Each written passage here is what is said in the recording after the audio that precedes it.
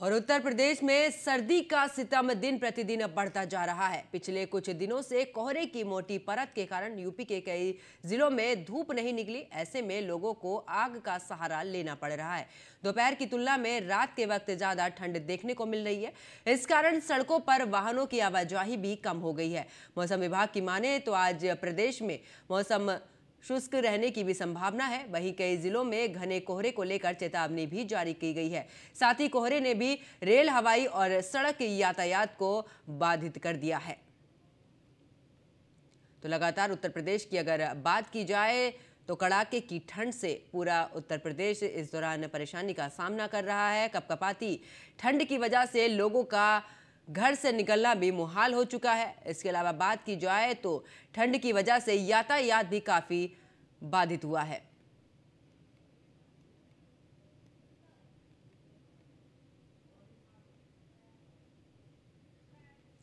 तो बारिश ने भी इस दौरान ठिठुरन बढ़ाई है। जगह जगह पर बारिश भी हो रही है। मौसम विभाग की माने तो अभी तापमान में और भी गिरावट दर्ज की जा सकती है। और साथ ही आपको बता दें कि इस दौरान अगर बात की जाए तो पूरे उत्तर प्रदेश में लगातार जो ठंड का प्रकोप है वो बढ़ता जा रहा है।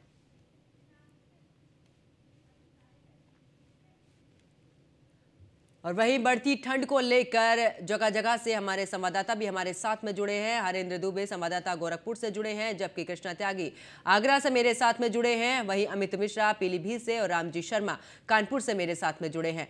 हरेंद्र दुबे, अगर बात करें गोरखपुर की तो आखिरकार कितना तापमान वहां पर है और क्या कुछ वहां की जानकारी गोरखपुर की? अगर गोरखपुर की बात करें तो गोरखपुर का आप हमारे पीछे हमारे दर्शक देख सकते हैं कि सड़कों पर सन्नाटा पसरा हुआ है।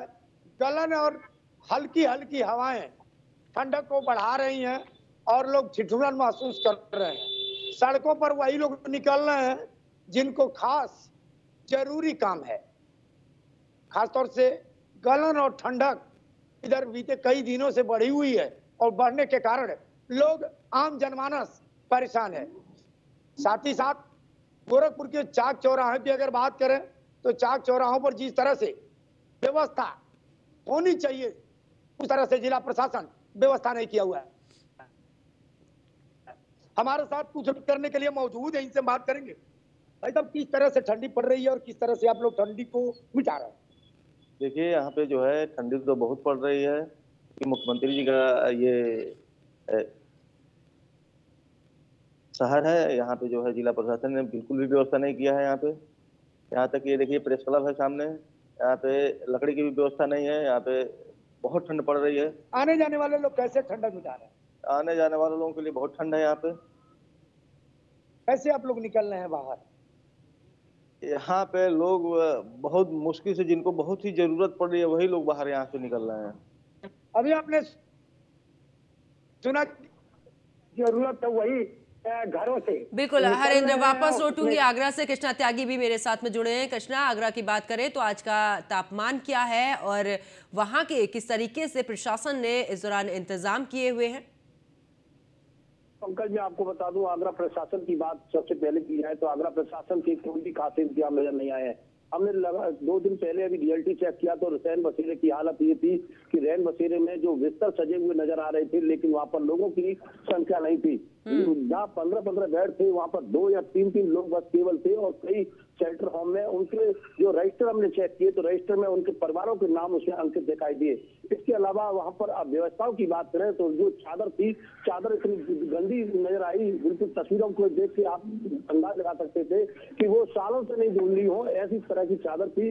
कई चादर ऐसी थी जिनमें से बिल्कुल ऐसा लग रहा था कि बिल्कुल कबाड़े के ऊपर जो लोग आते हैं, कबाड़े बिल्कुल रजाई और गद्दे इस तरह से थे, बिल्कुल फटे हुए। तो आप अंदाज लगा सकते हैं कि किस प्रकार की वहां पर व्यवस्थाएं थी। इसके अलावा इस बात करें तो जैसे ज्यादा सर्दी बढ़ने से रेल यातायात काफी प्रभावित हो रहा है। करीबन 20 घंटे देरी से ट्रेन लगातार लेट चल रही है, जिससे काफी लोग अपने रिजर्वेशन को कैंसिल कराकर अलग से काउंटर लगा दिया गया है रेलवे की तरफ से। और काफी लोग अपने स्थान तक नहीं पहुंच पाए हैं और अपने घर वापस लौटने के लिए, अपने पैसे लेने के लिए वहां पर लंबी कतार में लगे हुए हैं। तो जिस प्रकार लगातार सर्दी के प्रकोप बढ़ने से काफी समस्या का सामना करना पड़ रहा है। इसके अलावा जिस तरह से आप पीछे तस्वीरों में अभी भी अंदाज लगा रहे होंगे कि 8 बजे और पीछे की तस्वीर बिल्कुल दूर से कुछ नजर नहीं आ रहा है। आप अभी भी बिल्कुल धुंध इतनी है कि कोई आने जाने में काफी समस्या हो रही है, और सर्दी गलन इतनी है कि लोगों को निकलना घर से काफी समस्या का विषय बना हुआ है। लेकिन वहीं आगरा प्रशासन की लचर व्यवस्था के चलते इस तरह की समस्या लगातार बनी हुई है और कागजों में सिमट के सभी योजनाएं नजर आती हैं। आगरा प्रशासन की बात करें तो तमाम इस तरह के कार्य है जो कागजों में बिल्कुल दिखाई देते हैं। बिल्कुल कृष्णा की वापस लौटूंगी। अमित मिश्रा पीलीभीत से मेरे साथ में जुड़े हुए हैं। अमित, बात की जाए पीलीभीत की तो आज का क्या तापमान है और वहां पर किस तरीके के हालात ठंड को लेकर? आपको पता है पीलीभीत तराई क्षेत्र है, यहाँ ठंडक अधिक रहती है। पहाड़ी क्षेत्र लगा हुआ है, उत्तराखंड लगा हुआ है, तो यहाँ पर ठंडक अधिक रहती है तराई क्षेत्र होने के कारण। गलन भी बहुत ज्यादा है। अगर हम यहाँ पे आज सर्दी की बात करें, तापमान की बात करें तो यहाँ 13 जो है 5 अधिकतम रहा है और वहीं 5.4 न्यूनतम यहाँ पर जो है वो तापमान है। तो ऐसे में सर्दी लगातार बढ़ती हुई नजर आ रही है, लगातार ठंड का प्रकोप बढ़ता नजर आ रहा है। सड़कों पर शाम के 5 बजे के बाद ही सन्नाटा पसर जाता है, क्योंकि भयंकर सर्दी से जनजीवन पूरी तरह से अस्त व्यस्त है। हालांकि प्रशासन कुछ प्रयास कर रहा है इससे निजात दिलाने के लिए, लेकिन धरातल पे अभी पूरी तरह से 2-4 दिन, अगर हम कुछ पहले की बात करें तो जिस तरह से आज रविवार तक की बात करें तो कुछ प्रशासन ने उसमें सूबे के मुखिया के आदेश के बाद कुछ सतर्कता दिखाई थी, कुछ एक्टिविटी वहां पर दिखाई थी, लेकिन उसके बाद ज्यों की त्यों स्थिति बनती फिर नजर आ रही है। अब देखना यह है कि आखिर इस सर्दी से निजात दिलाने के लिए प्रशासन क्या बंदोबस्त करता है, यह देखने वाली बात होगी। हालांकि तापमान लगातार पीलीभीत के तापमान में गिरावट हो रही है। जी बिल्कुल, अमित मिश्रा वापस लौटूंगी। रामजी शर्मा कानपुर से मेरे साथ में जुड़े हुए हैं। रामजी, अगर बात की जाए कानपुर का, क्या कुछ तापमान और इस दौरान क्या कुछ हालात कानपुर के, क्या प्रशासन के वहां पर पुख्ता इंतजाम नजर आए? जी बिल्कुल, मैं आपको बता दूं कि कानपुर जो टेम्परेचर लगातार गिरता जा रहा है, जिस कारण ठंड जो है जो अपने प्रचंड रूप लिए हुए और लगातार तापमान जो है गिरता करीब मौसम विभाग की बात करें तो इस वक्त जो तापमान है सुबह का 7 डिग्री सेल्सियस के आसपास, जो काफी कम है। ऐसे में जो ठंड है बढ़ती आ रही है। कोहरा जो है आप मेरे पीछे तस्वीरों में देख सकते हैं कि किस तरह जो कोहरा है, देखिए अभी तक हटा नहीं है, करीब 8 बज चुके हैं। ऐसे में जो स्थिति है वो उसके साथ हम आज का जो ठंड है वो अपने प्रचंड रूप से लिए हुए हैं। लगातार ऐसे में जो जिला प्रशासन की तरफ से अलाव की व्यवस्था की जो बात की गई तो फिलहाल अभी तरीके से अलाव हर चौराहे पे नहीं पहुंचाए गए हैं, और कुछ जगहों पर जहाँ पर अलाव चल भी रहे तो वहाँ जो रहने लोग हैं उन लोगों ने आपसी चंदा करके जो लकड़ी है उसको एकत्र कर दी, उससे अलाव जलाकर ठंड से बचाव का काम कर रहा है। और सबसे बात है कि इस ठंड की वजह से जो कोहरा गिर रहा है उससे जो ट्रेनों पर भी खास तौर पर असर देखने को मिला। करीब 2 दर्जन ज्यादा की ट्रेनें हैं जो 8 से 9 घंटे लेट चल रही है। यहाँ तो शताब्दी जैसी वंदे भारत जैसी ट्रेन है वो अभी लेट चल रही है। तो कहीं ना कहीं ठंड जो अपने रूप में है, क्योंकि बर्फ जो पहाड़ी क्षेत्र है वहाँ लगातार बर्फबारी जो हो रही है, जो दिन में जो धूप निकल रही है, इस वजह से कहीं ना कहीं कोहरे पर का जो असर है वो साफ तौर पर देखने को मिल रहा है। बिल्कुल, आपके पास में वापस लौटूंगी। लखनऊ से मेरे सहयोगी अश्वनी मेरे साथ में जुड़ चुके हैं। अश्वनी, अगर बात की जाए, क्योंकि मौसम विभाग का कहना है कि बारिश भी हो सकती है और इस दौरान जो ठंड है वो भी लगातार बढ़ रही है, तापमान में भी आने वाले समय में और भी गिरावट दर्ज की जा सकती है, तो लखनऊ का क्या तापमान और क्या कुछ जानकारी?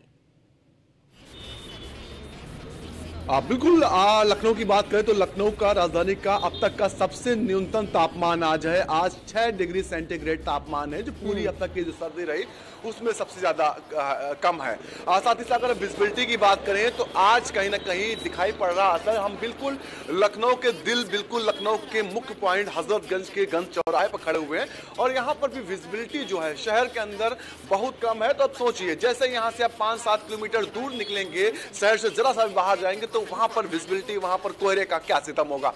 निश्चित तौर पर अगर बात करें लखनऊ की तो लखनऊ में अधिकतम तापमान आज 17 डिग्री सेंटीग्रेड रहने का आसार है। हालांकि कुछ राहत इस चीज की जरूर मिल रही है कि यहाँ पर जो हवाएं हैं वो थोड़ी उनमें कमी आई है। आज 9.7 किलोमीटर पर घंटे के हिसाब से हवाएं चल रही, जो थोड़ी राहत दे रही, जो कल के लगभग 12 किलोमीटर प्रति घंटे के हिसाब से थी। तो निश्चित तौर पर अगर बात करें व्यवस्थाओं की तो व्यवस्थाओं के नाम पर खानापूर्ति व्यवस्थाएं कागजों पर बेहतर दिखाई दे रही है, जमीन पर नहीं दिखाई दे रही। जहां पर हम खड़े खड़े हैं यहाँ पर सारे वीवीआईपी ऑफिस यहाँ से मुश्किल से 1 से 1.5 किलोमीटर के अंदर है। विधानसभा यहाँ से महज 200 मीटर की दूरी पर है। जो है लोक भवन यहाँ से महज 200 मीटर की दूरी पर है। तमाम अन्य जो बड़े दफ्तर हैं जहाँ बड़े अधिकारी बैठते हैं वो 200 से 500 मीटर दूरी पर है। लेकिन इन सब के बावजूद भर यहाँ पर अलाव की कोई व्यवस्था नहीं। शाम के समय में कुछ जगहों पर खाना पूर्ति की जाती है, लेकिन सुबह सबसे ज्यादा ठंड जब होती है तब वहां पर किसी के लिए कोई व्यवस्था नहीं। हालांकि मुख्यमंत्री लगातार निर्देश दे रहे हैं, निर्देशों का पालन कागजों पर बखूबी हो रहा, जमीन पर इसका असर नहीं दिख रहा है। जब आम जनता शिकायत करती है कि हमें अलाव की जरूरत है, इस चौराहे पर अलाव, तो जो नगर निगम के जिम्मेदार अधिकारी हैं वो टाल मटोल करते हैं। कभी जेई कहता है एक्सचेंज से बात करिए, एक्सचेंज कहता है अभी लकड़ी नहीं मिली। तो इस तरीके से कहीं ना कहीं समस्याएं खड़ी हो रही हैं। इसमें सबसे ज्यादा नुकसान जो सड़कों पर लोग रह रहे हैं, जो बिल्कुल। और अश्विनी, अगर बात की जाए, क्योंकि रेलवे स्टेशन, बस स्टैंड एक ऐसी जगह है जहां पर लोग वहां पर आते जाते हैं, रात के समय में सफर के लिए भी वहां पर रुकते हैं, और इस तरीके से प्रशासन की बड़ी लापरवाही। दूसरी तरफ मुख्यमंत्री योगी आदित्यनाथ ने खुद भी इस दौरान दौरा भी किया और तमाम निर्देश दिए, साथ ही इस दौरान चेतावनी भी दी, बावजूद उसके कोई सुधार नहीं। बिल्कुल। मुख्यमंत्री गोरखपुर में निर्देश दौरे पर निकले थे, उन्होंने निरीक्षण भी किया था।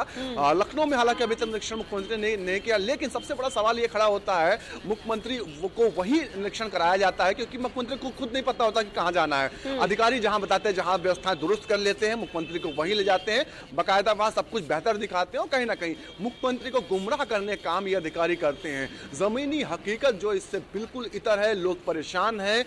जो लकड़ी की व्यवस्था, अलाव की व्यवस्था ना के बराबर है।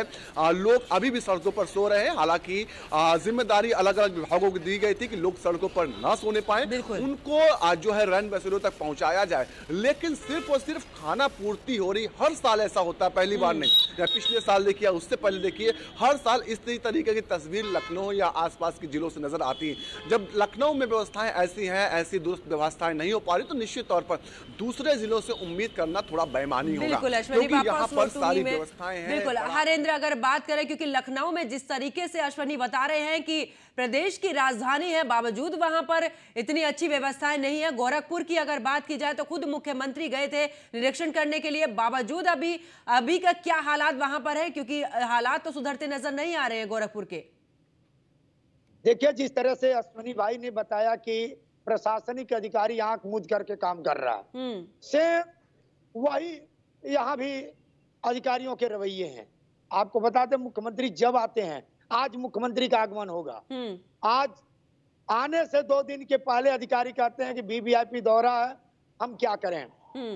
जब अधिकारी के कार्यालयों तक पहुंचने वाले गरीब, असहाय, पीड़ितों की अधिकारी नहीं सुनते और अपने अधीनस्थों को डांट नहीं लगाते, तो आखिरकार इस कड़कती ठंड में जो हल्की हल्की सर्द हवाएं चल रही हैं, इसमें लोगों को रेलवे स्टेशन, बस स्टेशन, चाक चौराहों पर अगर अलाव की बात की जाए तो प्रशासन केवल कागजों में अलाव की व्यवस्था किया हुआ है। आपको बता दें कि कागज के बाद भी, उसके बाद भी अधिकारियों के जो रवैये हैं, वो रवैये में सुधार नहीं हो रहे हैं। केवल सारी चीज खाना पूर्ति कार्य जो भी हो रहे हैं वो कागजों में हो रहे हैं। वापस लौटूंगी कृष्णा त्यागी आगरा से मेरे साथ में।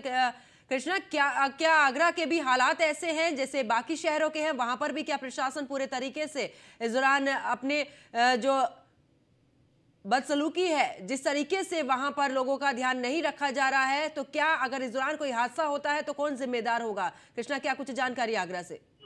बिल्कुल पंकज, मैं आपको बता दूं, जिस प्रकार जैसे अश्वनी भाई ने अभी बताया कि लखनऊ की हालात इस तरह की है, क्योंकि लखनऊ एक राजधानी है, लखनऊ में ही इस तरह की हालात होगी तो आप अंदाज लगा सकते हैं कि अन्य जिलों में किस तरह के हालात होंगे।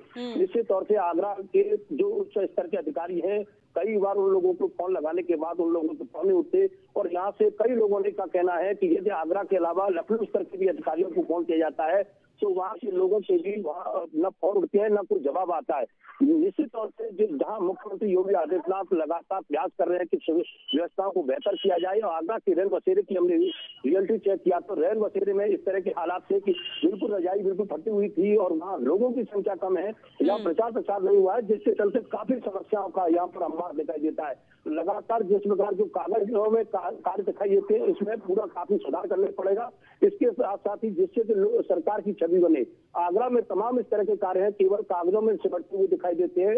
इसका सीधा सीधा कारण यही है कि लगातार एक व्यक्ति, मुख्यमंत्री योगी आदित्यनाथ लगातार सरकार की छवि को सही करने की काम कर रहे हैं लगातार। उसके अलावा जो जिम्मेदार अधिकारी, उनके काल पर जू नहीं लग रहा। हालांकि न्यूज वन इंडिया ने खबर लगातार सर्दी को लेकर दिखाई थी, तो 2 दिन पहले आगरा के जिलाधिकारी भानुचंद्र गोस्वामी ने सभी लोगों के साथ समीक्षा बैठक की है। हालांकि सर्दी से बचाव के लिए दिशा निर्देश जरूर दिए हैं, लेकिन 2 दिन के बाद लेकिन कोई भी सुधार वहां पर आगरा में नजर नहीं आ रहा है। कृष्णा, बिल्कुल। अमित मिश्रा, पीलीभीत की अगर बात करें, क्योंकि उत्तराखंड के भी पास में लगता है और इस दौरान उत्तराखंड में खुद ही बर्फबारी और इस दौरान पीलीभीत में टेम्परेचर कम और उधर से प्रशासन की लापरवाही कितनी भारी पड़ रही है लोगों पर? पीलीभीत की अगर बात करें तो यहाँ पर जिस तरह से मौसम करवट ले रहा है, कभी कभी धूप भी निकल आती है, वैसे ही यहाँ के अधिकारी भी अपनी मानसिकता में करवट लेते नजर आ रहे हैं।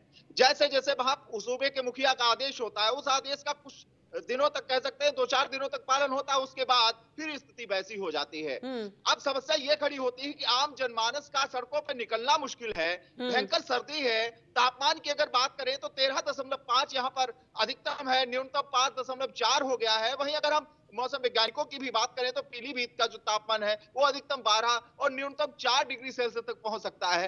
तो सबसे ज्यादा सर्दी होने के बावजूद भी यहाँ पर व्यवस्थाएं नहीं है।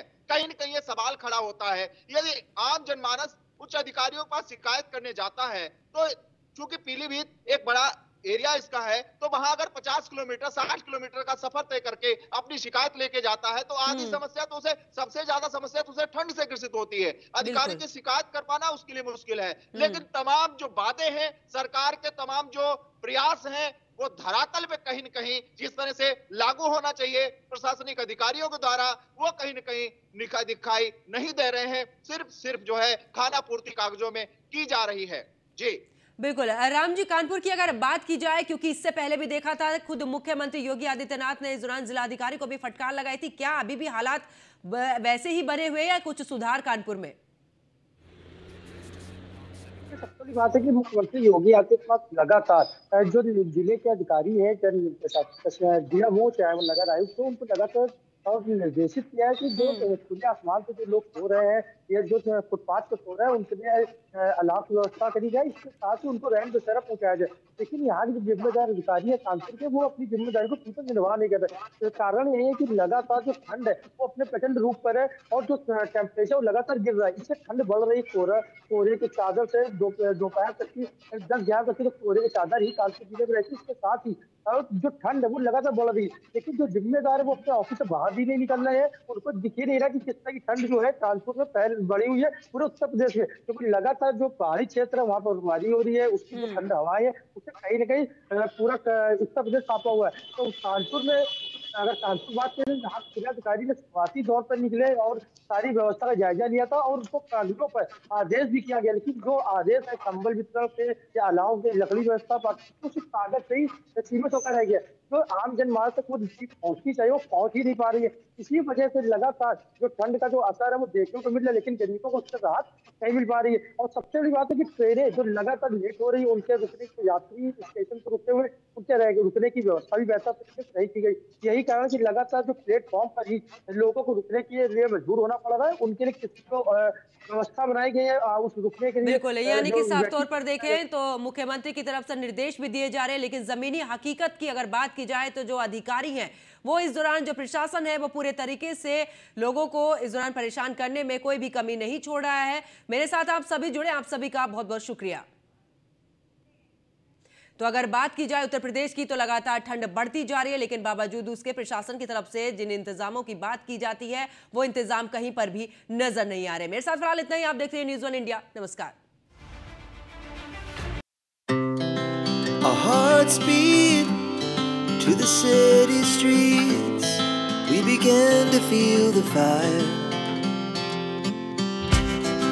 We rise like tall buildings.